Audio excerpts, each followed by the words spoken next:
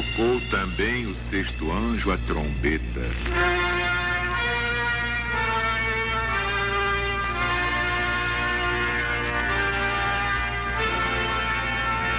Eu ouvi uma voz que saía dos 4 cantos do altar de ouro, que está diante dos olhos de Deus, a qual dizia ao sexto anjo que tinha trombeta: solta os 4 anjos que estão atados do grande rio Eufrates.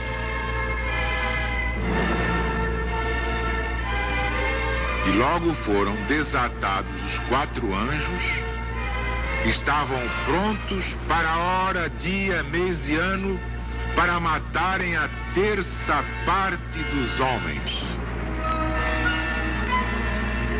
E o número deste exército de cavalaria era de 200 milhões. E eu ouvi dizer o número deles. E vi assim os cavalos na visão.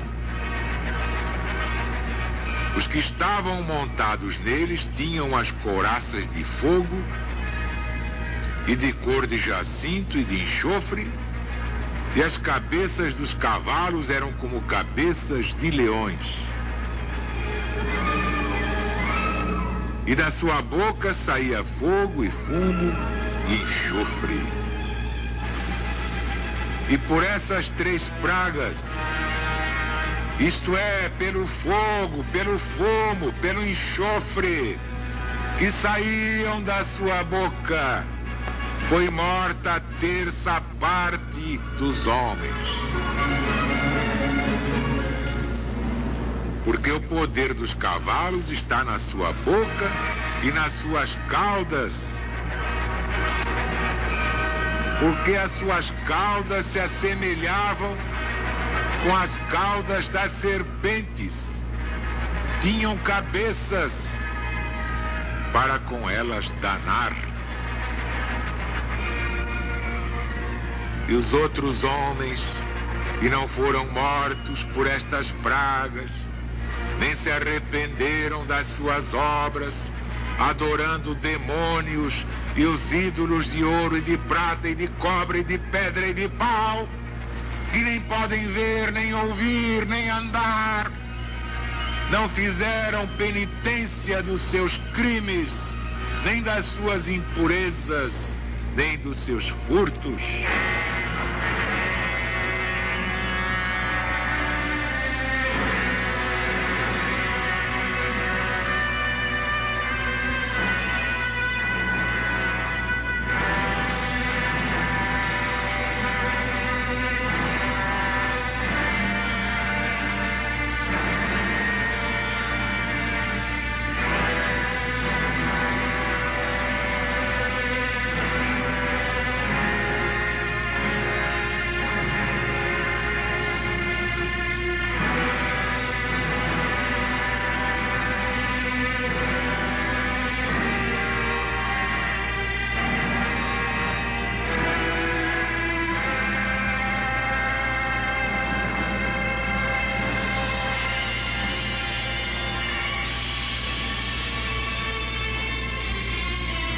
Meus amigos, meus irmãos, estamos na primeira volta cíclica.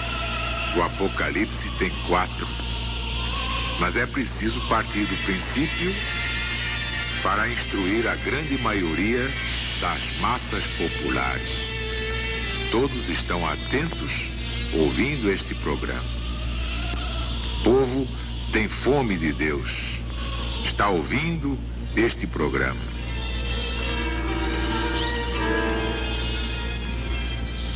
Vemos ali no versículo 14: solta os 4 anjos que estão atados, isto é, amarrados, presos no grande rio Eufrates. O que significa isto? Vamos passar o espanador na memória. Exato. Estes 4 anjos eram os anjos que presidiam as fronteiras do Império Romano. pela parte do Eufrates, sobre cujas beiras, é sabido, estavam dispostas as legiões romanas que defendiam o trânsito, controlavam tudo. Ninguém passava, ninguém vinha, ninguém ia, sem que desse satisfações às legiões romanas. E mandar soltar estes anjos, atados até ali, significa o quê? Perfeitamente. Deus dar licença aos persas para que, passando o rio Eufrates, onde até então tinham sido contidos, pudessem arrasar o Império Romano. Como a história geral nos informa que de fato aconteceu desde o tempo de Valeriano. Foi prisioneiro dos persas até o de Juliano Apóstata e também morreu na guerra. E nas outras voltas cíclicas do Apocalipse, você já conhece a lei dos ciclos múltiplos. Com o tempo a história se repete, dando outros nomes de homens e outros nomes a estas regiões e a estas entidades simbólicas. É preciso ter olhos de ver e ouvidos de ouvir. E o número, versículo 16, deste exército de cavalaria era de 200 milhões. Já na primeira volta cíclica, imagine agora, hein? O número definido, preciso, de 200 milhões foi posto para demonstrar um imenso e prodigioso número de combatentes. Realmente, naquela primeira volta, o número dos exércitos da Pérsia, basta ver na história de Xerxes e Dario, era exatamente isso. Eram coisas assombrosas para aquele tempo. Mas agora, multipliquem esses 200 milhões. Que toda a terra passará pelo fogo. Toda a terra passará pelo fogo. Não tem saída. 2/3 da humanidade desaparecerão rapidamente na hora do Armagedon. E a terça parte final vai ser passada pelo fogo. Ninguém vai deixar de ser afetado. Ai daqueles que não tiverem o sinal de Deus na sua alma. Que naquele tempo era na testa, agora é no espírito.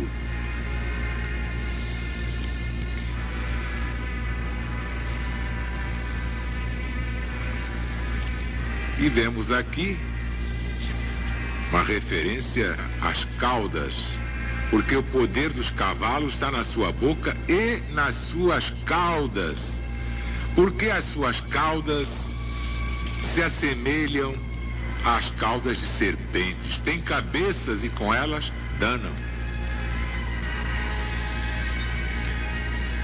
Na primeira volta cíclica, vocês já viram que isto simbolizava apenas os párticos. Eles compunham o exército dos persas, porque estes, subjugando aqueles, não fizeram mais do que mudar o nome do Império Pártico. Pelejavam por diante e por detrás.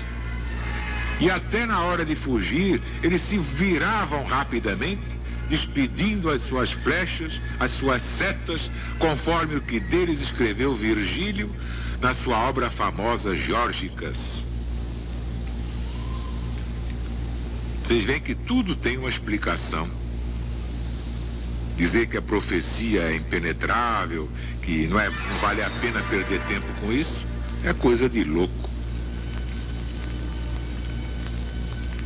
Vocês não viram aquela provação de Daniel? Nabucodonosor teve um sonho. Mas depois não se lembrava do sonho. Então chamou todo mundo para que explicasse que sonho foi e que foi que ele sonhou. Imaginem vocês, ninguém deu resposta ao rei Nabucodonosor, somente Daniel. E vocês sabem como é que Daniel conseguiu? Pedindo a Deus que lhe mostrasse qual tinha sido o sonho de Nabucodonosor. Então, como Daniel tinha merecimento, Deus lhe mostrou realmente qual fora o sonho do rei Nabucodonosor. Foi assim que Daniel ganhou a parada. Mas ele teve que dizer ao rei qual foi o sonho que o rei teve. Não queria só interpretação, queria saber o que foi que ele sonhou, que ele não se lembrava mais. Parada dura, hein? Só mesmo para os eleitos de Deus. E finalmente, no versículo 20, e os outros homens que não foram mortos por estas pragas, nem se arrependeram das suas más obras, adorando demônios e ídolos de ouro e de pedra, e de prata e de cobre e de pau, que não podem ver, nem ouvir, nem andar, não fizeram penitência dos seus crimes. O contexto mostra que São João Evangelista fala dos idólatras romanos, porque a idolatria dominava ainda dentro da própria Roma até o tempo de Honório. Basta ler as obras do prefeito Símaco, as suas cartas. Mas isso, claro, na primeira volta cíclica. Os outros homens que não foram mortos por essas pragas não se arrependeram das suas más obras, adorando demônios, ídolos de ouro e prata e cobre, pedra e pau. Quer dizer, objetos inanimados, ídolos imprestáveis. Está aqui o apóstolo dizendo que nem podem ver, nem ouvir, nem andar. Deus tem que ser adorado em espírito. Como Jesus disse à samaritana, Deus é espírito, importa que aqueles que o adoram, o adorem em espírito e verdade. Você pode fazer uma imagem de Deus se ele proibiu imagens? Você pode botar um retrato de seu pai morto no caixão na sala de visitas? Sua mãe morta, você pode botar na secretaria? Como é que você faz isso com Jesus?